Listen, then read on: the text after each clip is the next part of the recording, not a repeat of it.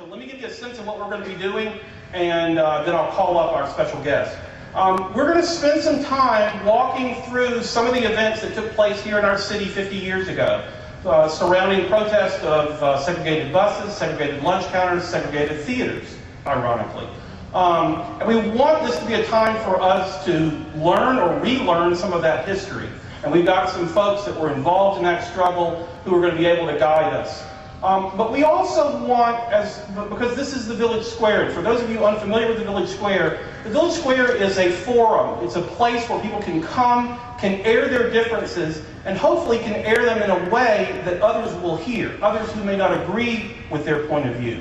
It's designed to foster a civil discourse. And for those of you who know anything, who just turn on the TV every night, you know that we struggle in our larger American culture with this topic, that we often lack civility in our public discourse. So tonight what we want to consider as well isn't simply the history, though that's absolutely first and foremost, but what we can learn from some of the protesters, because I think you'll find that they have an awful lot to teach us. So we're going to spend some time doing that, looking both at the content of their protest, but also at the form of their protest. And guiding us through the night, we've got two veterans from that. Let me call them up at this time. Henry Steele, many of you I'm sure know. If you would make your way to the stage. Henry is one of the sons of the legendary African-American civil rights leader, C.K. Steele. And he and Laura Dixie grew up in that church and are going to be coming to speak to us. So if you would come on up now, Miss Dixie, and you guys have a seat over there. And here is the microphone that you guys will share. And then joining me over here will be Representative Alan Williams. I know many of you know him. Here he comes. Representative Williams has, of course, been very involved in helping to keep these stories alive, and is, I think, himself a model of the kind of civility that we want to see more of in our public square. So we're going to be leaning on him some to provide, if you will, some color commentary about the events that we're going to be discussing. So we've got above us a screen that we're going to run through some different photographs, some of which you may have seen, some of which you may not have, that provide some opportunity for us to just relive some of this history and to consider especially some of the form of the protest that these students took. So if we can have the first slide then. This is a picture of, well, here, let me just ask you guys. Tell us what we're seeing here, if you would, Henry. In this photo, you see at the window in the light-colored hat, my father, Reverend Dr. C.K. Steele Sr., who was pastor of Bethel and leading the bus boycott. Sitting next to him was Reverend H. O'Neill Harris, who was at that time pastor of our sister church, Bethel AME Church. And I think the other fellow, Morris Thomas, just happened to get with them at the last minute. But they were testing the buses. So this is a Rosa Parks-like sort of challenge to the requirement that one must sit in the back of the bus.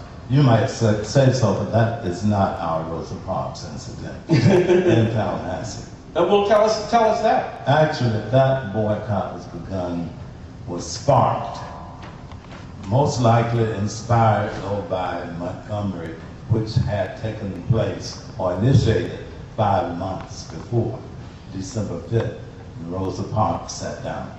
That occasion was when two co-eds from FAMU took their seats on the bus, were asked to leave, etc., and subsequently arrested and jailed. That is Carrie Patterson, Wilhelmina. Carrie Patterson and Wilhelmina jailed. This will be a recurring theme for us about FAMU students, perhaps especially FAMU women, as we go forward. But they kind of sparked the bus boycott. Your father was very instrumental as the leader of the local ministry council in leading that boycott. My father was at that time, I think, still president of the National Association for the advancement of colored people, but Dr. James Hudson, Reverend Dr. Hudson, was chaplain and professor of philosophy at Florida A&M. He was president of the Ministerial Alliance. Okay. And so with him and other leaders in the community, the birth of the Inner City Council came about.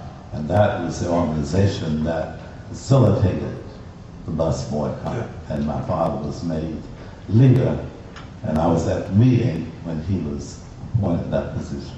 Okay. If we see the next slide, this is a telegram that C.K. Steele sent to the governor asking for his assistance. And it is in itself just a marvel of how to approach someone when you have a grievance. And it just makes me want to know more about this man. So, Miss Dixie, help me understand what C.K. Steele was like. Well, I can tell you he was a real small man. But he was big, and he really was a big man. You look at him, he was so little, but then he was big. And he was just not afraid of anybody and anything. Because a lot of times he would ride around, they wanted to shoot him, and they wanted to kill him. They said, don't. He said, better not get in the car with me. I said, oh yes. If they shoot you, they gonna shoot me too. And I wasn't afraid to ride with him, So, he was just so humble and just such a nice fellow. And I'm just sorry a whole lot of people didn't get to meet him. Yeah. Speaking of my father's being a bold and courageous and great fighter that he was, but I think more powerful about him was his demeanor, his humility, yet he's very gregarious. He loved everybody, he liked everybody, he saw some good in everybody. And in this civil rights fight, you just don't see or feel hate coming from the boycotters and the demonstrators, what have you. Very good. Let me say at this point, we're going to throw open later in our time to give you an opportunity to share with us some of the adjectives that you might use to describe some of the people and some of the events that we're recording here. So keep that in mind when for that time that comes. All right, I want to pull you in, Alan, with our next slide. This is fast forwarding into the early 1960s, a scene at the lunch counter there on Monroe. Tell us the story of the lunch counter protest. I know you've been involved in trying to keep this alive and commemorated. Help us understand what that was all about. He was a young man who has been given the promise of college education. Told by his parents to go forth and not only make us proud, make your family proud, but also not in a negative way, but challenge the wonders of the world, challenge the different things that are out there that we had to struggle through. Don't just go to college and just get your education, but go to college and advance. And as I like to say, as I like to tell my son, move the needle forward. And so that's what I see when I look at this young man who is peacefully saying, look, I belong here, I have a right to be here. When you talk about the Pledge of Allegiance is one nation under God, indivisible, with liberty and justice for all. And so he's sitting here, he's saying, I want to be a part of that America, that promise that everyone is given. And so that's what I see. But fortunately, all I could do is probably look at some of the gum wrappers that were probably in the trash can or something once I was born. But seriously, I'm glad that we're here. I'm glad that the Village Square is doing this, because it's obviously an opportunity to, again, move the conversation forward. But that's what I see in this picture. That's what I understand from my research when I was working on the Civil Rights Hall of Fame. So he wants to be a part of the American experience, the American dream, but at the time, he would have been required to go to the back door, right? And in the same way that buses required some to sit in the rear, he was required, as were other African Americans, to go to the back and could not be served at the counter. And so he is on the right after the Greensboro protest himself, engaging in the protests that took place here in Tallahassee. The second student-led protest were peaceful protests of that nature in the country. Okay, so what happens then, of course, is that these folks get themselves in trouble. The police arrest some of these students, and we see then our next slide, which is of a group of FAMU students making their way downtown. And I want you to pay attention to the two signs that you see there. One says, "Give us back our students." The other says, "We will not fight." This is going to be a recurring theme that we'll see. In fact, as I look through a lot of these photographs, the assurances of nonviolence, it was almost like a Where's Waldo. Almost in every single one of these photographs, you can find at least one placard that has a message like this. And this was really significant because on this day, when these marchers came forward, something really tragic happened. How about picking up the story for me, Henry?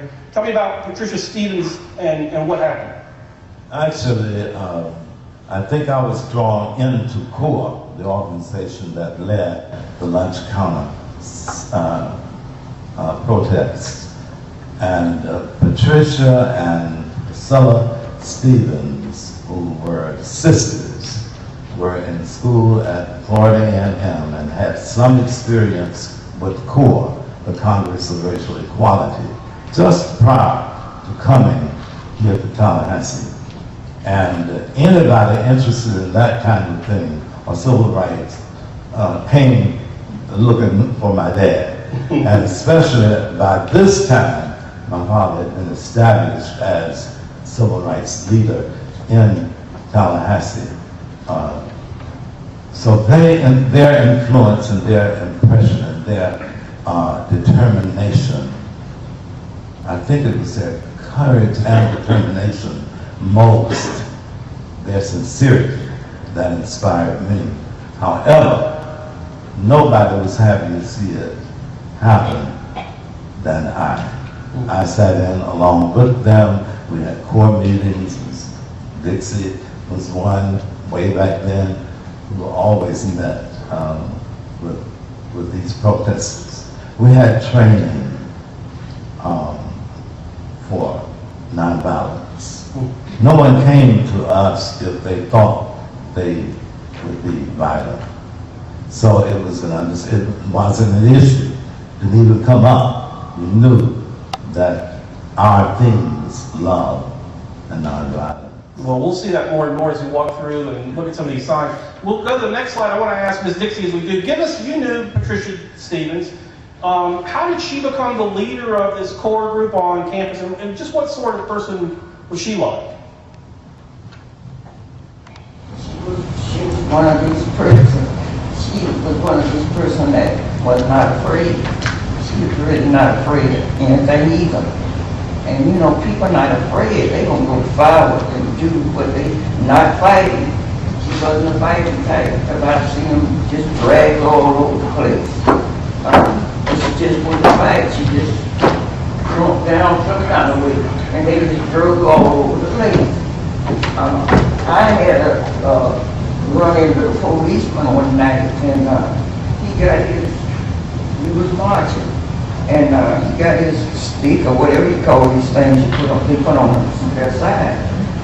And when he pulled it out, I said, really, what are you going to do today? I said, I'm standing here and I hear my two little boys here. I said, now who you going to hit? I said, you're not going to hit me, you're not going to hit them. And see, he was getting mad at me. I could tell he was getting mad at me because he was turning kind of red today. And I told him, in no certain terms, down the street dragging Patricia. I said, I have a job to go down there and stop those other police from dragging Patricia too. Because that's where your job is down there. So he put his feet back on and walked on home. Patricia wasn't on. She just just have to bring. Patricia, for those of you who don't know, is the one in the foreground of this picture with the sunglasses on. Her sister Priscilla there in the rear. Now, what's interesting is, tell us why the sunglasses. Actually, I'm trying to picture just when this was, during one of the marches, the officers had thrown tear gas on hundreds of students to disperse the crowd, and Patricia got an overdose, I guess, of it, and has had trouble with her eyes and sinuses, double sinuses. Yeah. So yeah, you'll see in all of these photographs that she was constantly wearing dark glasses because her eyes had been hurt from that previous incident. Liz, if you're in the house, I want to pull in. We're going to have an Oprah moment here, where we're going to go to someone in our audience that I think the world of. Lecrae Mitchell, if you would stand up so Liz can see you. Actually, Lecrae's going to have to make her way over Okay, Lecrae, make your way across the way. How about doing that way? While you do, I will introduce. Lecrae is a recent. Come up this way if you want. It might be quicker. Lecrae's a recent graduate of God Be High, who I met 2 years ago at a Youth Leadership Tallahassee event. We had a day where the kids were learning all about government and education, and Lecrae was one of the candidates for mayor for a day, and she gave such a stirring speech, I was ready to go and vote for her myself that day. And I just want to hear from you, because she's been a part of the landmark committee that has been working to build the sidewalk that we're going to be talking about at the end of our day. And I just want to get a word from you. Tell us, do you find it remarkable that young people your age, and perhaps especially young women, I mean, this is the early 1960s, and young women were involved in such a prominent way. Do you find that remarkable, and give us a sense of kind of how it has inspired you, and whether the legacy of these women, of these FAMU students, has played a part of your own kind of future career plans and college plans and whatnot? Well, thank you, Mr. Maddox, for that introduction. And definitely remarkable is not adequate when describing what those students, and especially the young women at Florida A&M, did so many years ago. Anytime you can get a group of students to effectively collaborate for an initiative that is so significant. Sorry, technical, so you can be on the radio. Okie dokie. As I was saying though, anytime you can get a group of students to collectively collaborate for such an initiative that is so significant, that is talked about and researched years and years later, that is, utterly astounding. And it definitely has inspired me. And going into Florida A&M University as a freshman in the fall, it makes me want to, make a difference, make my mark on the university. And knowing that the university has such a history for doing so, it just gets me excited, because to think that I could be a part of something when I get on campus, by joining student organizations that can be talked about for years later, it's just, who wouldn't be excited about that as a 17-year-old? So definitely remarkable. And even more so to think that, years and years ago, women were considered second-class citizens, and here they were, 1956, key players in such a movement. That's astounding. So, yes. Very good, thank you. We'll come back and hear from Lecrae a little bit later. But what I want to do now, we'll go to the next slide. This is Patricia Stevens, and tell us, this is an FSU student that was involved with you guys in these protests. Tell us some about how there were white FSU students that were collaborating with you in the lunch counter protest. I believe this was, I think I had been on the scene there in that particular line too. We got something had happened and disrupted the line, some hectares or something, and she's talking to this guy. I don't remember his name, but he was often on the scene. You see, I was a little younger than they, but I don't remember specifically who he is. But this lady, I heard him call her name, but she was getting out of there. But she was a supporter. Oh. This white lady Yeah. on the left. She was a supporter, but troubled her straight up. Right. I think she had someone waiting in case something might happen. She stepped up. Okay. All right, the next slide is one of my favorites. This is a scene from those protests there in front of the McCrory's, 5 and Dime. And there in the middle, you'll see our boy, Henry Steele, all of 16 years old, participating in these protests and about to get himself arrested. And we'll see the next slide, if you would. Yeah, there he is, as the only high school student jailed in the protest. And I guess the first question, I gotta ask this of you, Ms. Dixie, what happened to all of Henry's hair?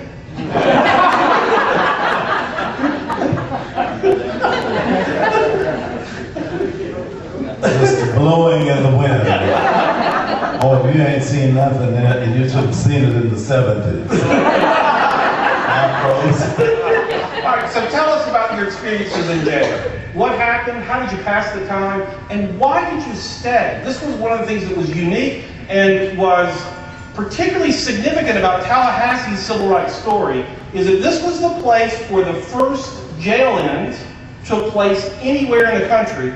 Help us understand what that was all about. Jail without bail. That was the word. That's what I think CORE was singing at that time, the parent organization. I was 16 years old. My brother was 17, and we were the only high school teenagers who participated in any of those sit-ins, especially at the very outset of them. And in those first two or one or two after, I think we were arrested each time. There was one lady from the community, Mary Ola Gaines, who was with us always. There were other supporters and all, but also one or two people did not go to jail who were arrested. My brother was one. He was getting ready to graduate from high school. This was coming up. So I chose jail and stayed with the other college students who were in jail. So by staying in jail, rather than getting bailed out, you were seeking to kind of call attention to your struggle and to stir up greater support from elsewhere. Is that right? That was also one of the things. And we'll go to the next slide. This is really interesting. Okay, this is a program from an event that took place that summer after the jail ends began here in Tallahassee. It took place in New York City, was hosted by Eleanor Roosevelt. The introduction to the program, you can see, was given by Jackie Robinson, and it included Patricia and Priscilla Stevens.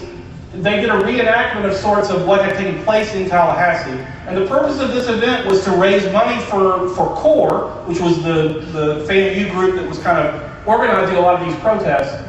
And that we have a letter as well that we'll put on the website of Eleanor Roosevelt sending out kind of raising funds for it. And it's just remarkable that these people that we read about that are kind of larger than life took an interest in you guys. And how did that make you feel? You guys had Martin Luther King come and speak in the church and whatnot. How did it make you feel to see these people like Jackie Robinson and Eleanor Roosevelt and whatnot take an interest in your struggle? People like that come in, but they came in, and I guess people are different because I was just taught. My parents just taught us what we needed to know. It didn't sound so good, but they just say you got to listen because this is what's happening. You can get killed, so they can kill you, and there's nothing going to be done about it. And I said, can you just get killed by doing nothing? Oh, I was so troubled about this fountain, this black and white fountain, and I was just determined because I just figured it was something different in that it was sweet. I just thought it was sweet. The one that had the white on it, I thought they had sweet pork. The one that had the black on it, I didn't know what to think about that. I had to find out for myself. And so they carried me to town one day, just taking the kids to town. And I was smart enough to get behind. And they was talking, so they was going talking, and I just kept backing up. And I backed up till I got in the courthouse. And that's where I found the water fountain. And I was in there just going from fountain to fountain. I went to the white first and I drank the water and I said, no sugar in here. So I went to the black one and I said, I know there's no sugar in here. I said, now all this water tastes alike. And then a man came in, a white guy came in, he said, what are you doing? He said, you just going from one fountain to the other? I said, yes, I want to see which water tastes best. So they do not need a black water fountain and a white water fountain. And I said, number one, I thought the white water was sweet, but it's not sweet. And the black water certainly not sweet.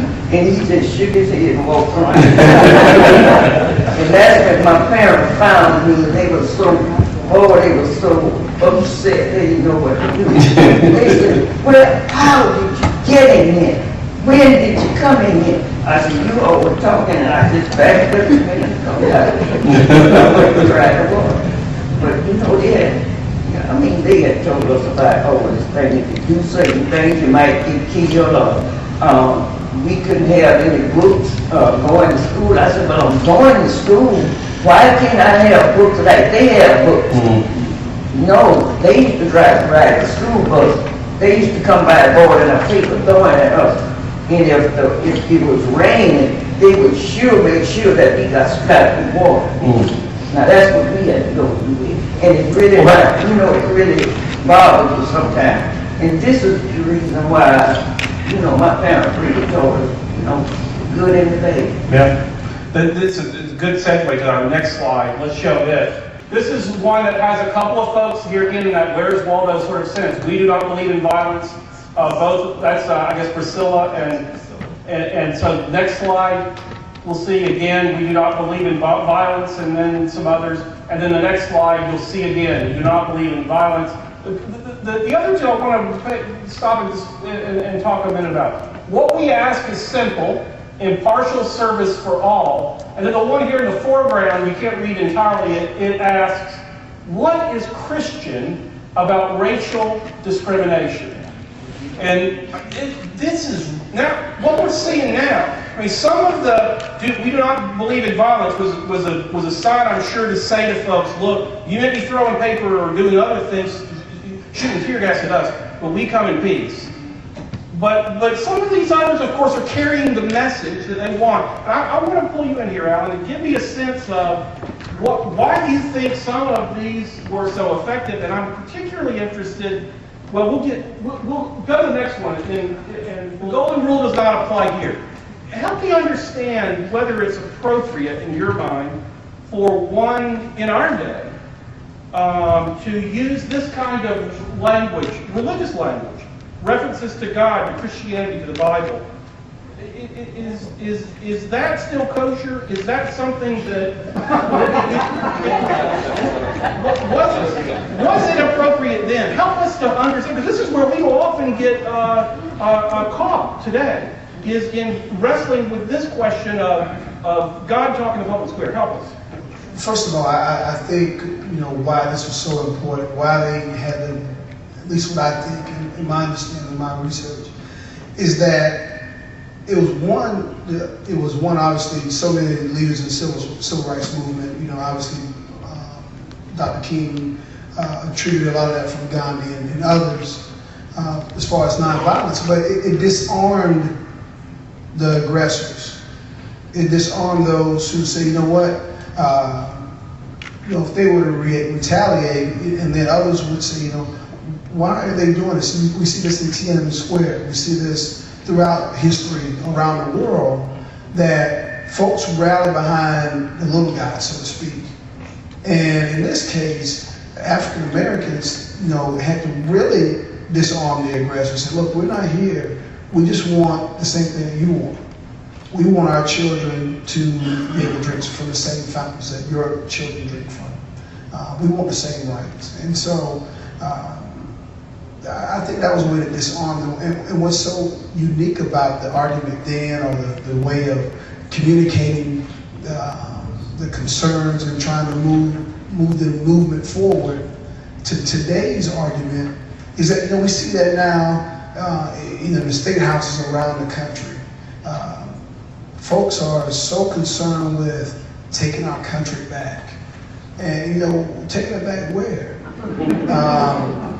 And we can't have those, well, I can't say we're not having those conversations. I follow, and I'm on Twitter, and I'll be very brief.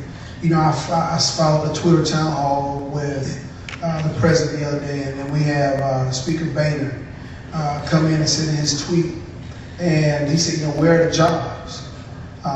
It shouldn't be about that. We should be working together, because either we're all going to succeed together, we're all going to fail together.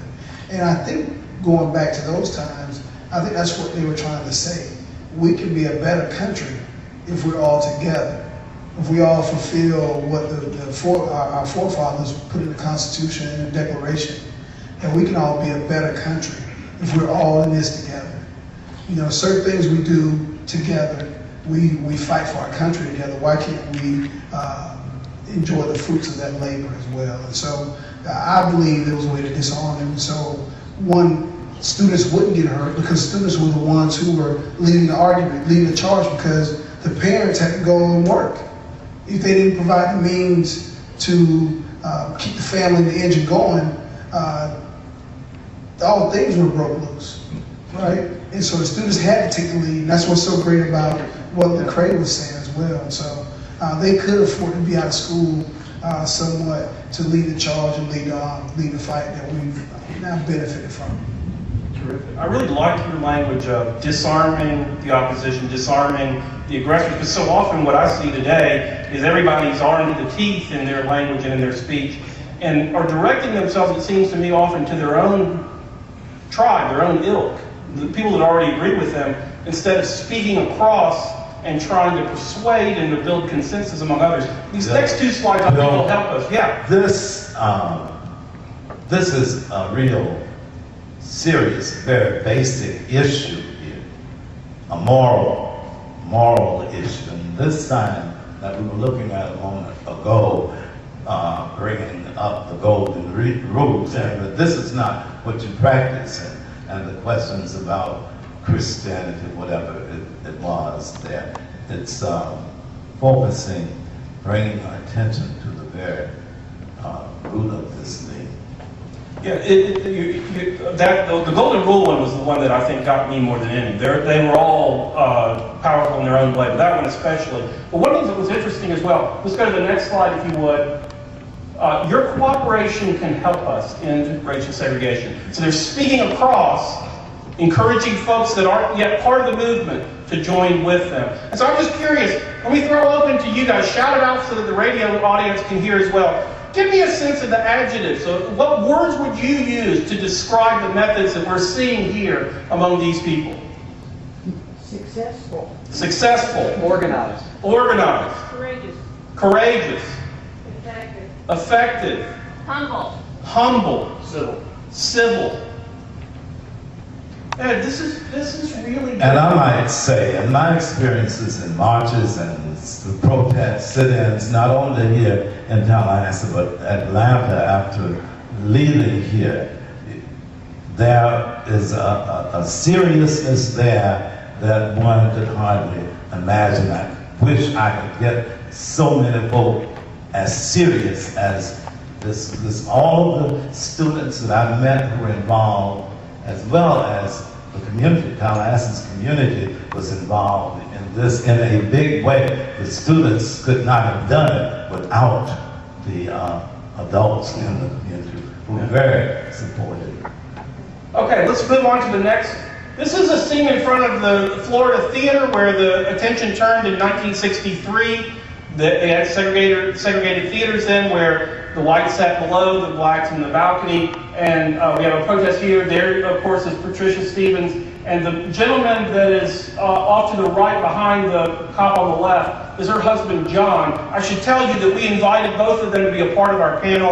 Unfortunately, Patricia is very ill, is at Emory Hospital, and John is with her, and he sends his regrets that they are not able to be a part of this. We'll go on to the next slide then. These are some scenes then of folks protesting in front of the theaters. This one was one that was kind of interesting to me. Is white always right? Question, question, question mark. These are not shy. These are not, these are bold often in their message. And it's interesting to me, and I'd be interested in anyone. Help me here, Ms. Dixie or Alan. Do you think this sign would have been as effective if it had said, white isn't always right, and had made a statement instead of asking a question? Any thoughts on that? Why? One thing that bothers me about the whole thing, we all are human beings. We are people. We all, I don't care whether you're white, black, brown, clear, like my mama told me, striped, green. I don't care what you are. You are here by the same God, I'm sure. And we are all people. Why is it you hate the black people so bad most of the time? I would like to know that. Why? What are we? You hate us because we black or something? We have hands and arms and eyes and ears just like anybody else. We don't have no tail like a monkey. So you can't call us a monkey. So this is one of the things that really bothers me. Well, Why you don't like me because I'm black? And I don't care if you don't like me. It don't make me really no difference. I guess that's why I was so adamant about it. And I think what you're asking now is similar to the effect that I think this sign has, which instead of putting someone on the defensive of making an accusation against, instead there is a question that's being asked that I think pricks the conscience, and I think is part of the reason why these folks were so effective and successful. All right, let's go on to the next one. You'll notice in the back of this one, by the way, segregation is un-American. These protesters, much like Martin Luther King, go look at his I Have a Dream speech, were operating in the spirit of the founders and saying, hey, well, our founding documents say all men are created equal. We want to be Americans and seen as full-blooded Americans too. Segregation is un-American. They were exactly right. Okay, here we have the Count Basie in '63. After some of the success of these protests, because I should tell you, as I'm sure you all know, the bus boycott ultimately resulted in desegregation of the buses. The lunch counter protests resulted in desegregation of the lunch counters. And by the way, that happened without ordinances being passed. But businesses changed their ways as they saw, or as they were confronted with these messages. Yeah. So here's Count Basie. All we asked was equality and justice out on the signs, and you can see the spirit of things is a happier spirit of there by some of the folks. Let's move on to the next one. I just wanted to mention that is Tallahassee. Yeah. And the young lady who was in the corner is Dr. Alfreda Blackshear, who is now a pediatrician. Yes. We went to school together.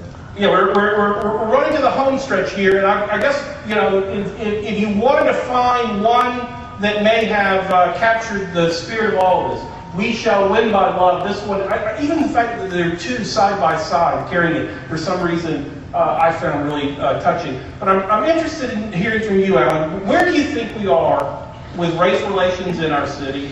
And where do you think we are going to be in another 50 years? I would say, I think, and I'm proud to be a lifelong native of Tallahassee, and say that we are probably, I think, one of the more progressive cities, not only in this state, in this area, in this region, but throughout the country, as it deals with how we have overcome some of the trials and tribulations of the civil rights movement on both sides. And part of it is due to highly educated community. One that, you know, works together, plays together. Children, you know, these days see no color. You know, they may see the fact that one kid has a hole in his pants and the other one doesn't, or something like that. But they really see no color. And I will tell you, even when sometimes we still have instances of that because they're just products of their environment. And whether it's I'm dealing with a young white man or a young African American girl, and they may say, "Oh, he's a white kid. I can't." You know, I said, "Well, hold on, wait a minute." You know, I think anytime we see instances of that occurring, we have to call it out, because if we don't, we allow it to fester and grow, and it doesn't help us move our city forward like we've done for so many years. Now, all that being said, there's still a lot of folks who were part of that environment. You know, we have two great living legends right here that have been able to take all of that strife and move forward, and move forward in a way that's productive, move the conversation forward. And that's what I'm concerned about in politics today and in public service. You have so much going on, and it was even before President Obama was elected, but definitely after President Obama was elected, that folks are now just trying to change the tone of, you know, what's great about our democracy. And if we don't stand up and call those points out in the same way that these students and these individuals did back then, I'm afraid that we're going to have a community and a country that we're going to be disappointed with these years, these Obama years, post-Obama years. Excuse me for my voice. I just got back from my fraternity's 100th anniversary, and so I met a lot of brothers, and so I'm a little talked out, but that's where I think we're going, and that's why I try to draw on the strength of all those who were involved, and I think we all should during that time, because it teaches us that, you know, we can move on from very tough times. You know, if we think we're living in tough times now, tough economic situations, think about, you know, 40 years ago. That coupled with race relations and racial tensions. And Tallahassee needs to be the beacon of hope and light for this area, because we still have some other parts of this big mid area that aren't as progressive. That as I travel throughout my district, I still see that. You know, I can remember, and I'll close off with this, when I was campaigning and I was knocking on the door over in part of the district, and when I came to the door, she said, "No, I don't want anything." And that was a black lady. I said, "Okay, I'm not trying to sell you anything. I'm not Brian DeLoge or anybody like that." I just had to get a plug in. Y'all was jabbing me. And then I went to a door of a white female, and she embraced me and opened the door, and she said, "How are you doing?" This was right in downtown heart of Quincy, historic Quincy. And she sat down and we talked, and I was moved. I was like, you know, this is where we need to go. And so there are parts of our community that we still need to work on, but Tallahassee can be that beacon of light for our whole state. I like that. I like that a lot. In fact, one of the things is, May I say something? please jump in. Please. 10 I minutes just to go. want us to please know that Tallahassee has come a long way from way back yonder, as they say. I mean a long way. What you see here tonight is not what you would have seen back in the real earlier days. It has come a long way, and part of the reason we do have a rather educated society, but they handle the problem. And this tactic of nonviolent resistance, love, forgiveness, that strategy, that ideology, it was powerful. And that part of that, and also being able to negotiate. Yes. Tallahassee was just as corrupt. I remember, I was young, I remember I went before the city judge and other, and dealt with police and then in the jails and so forth. Tallahassee had a very nasty side. Well, part of the reason we're at a different place today than we were then is because of the leadership of people like you. And that's just not me talking, that's Dr. King talking. How about putting up the last slide for us tonight? Let me read this to you, because this is really significant. This is Martin Luther King writing in his letter from a Birmingham jail in 1963. He writes this: "One day the South will recognize its real heroes, the young high school and college students, the young ministers of the gospel, and a host of their elders, courageously and non-violently sitting in at lunch counters and willingly going to jail for conscience's sake." I want you to obviously note that here you have the single most significant leader of the civil rights movement deflecting attention away from himself and saying, these are the people that you really ought to give their due. And I also want you to pay particular attention to something there in that first line. He does not say one day the African American community or one day the civil rights movement will recognize, but one day the South will recognize. So, as the son of the South, let me just say, you guys are my heroes. I really appreciate it.